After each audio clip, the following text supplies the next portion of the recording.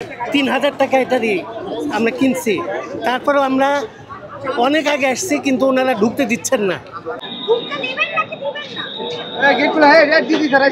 আমাদের টিকিট আছে ভাইয়া, টিকিট আছে হাতে আমাদের।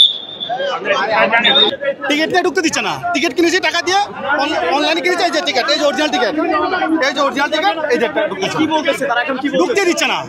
তারা হচ্ছে 2 নাম্বার গেটে যেতে বলতেছে। 2 নাম্বার গেটে গিয়েছি, আধা ঘন্টা ছিলাম ওখানে, বন্ধ। 2 নাম্বার গেটে বন্ধ, ঢুকতে দেয় না। আমরা জানি যে 5টা পর্যন্ত সময় দেওয়া হয়েছিল এই বিষয়ে। টিকিটে লেখা আছে কোন জায়গায়?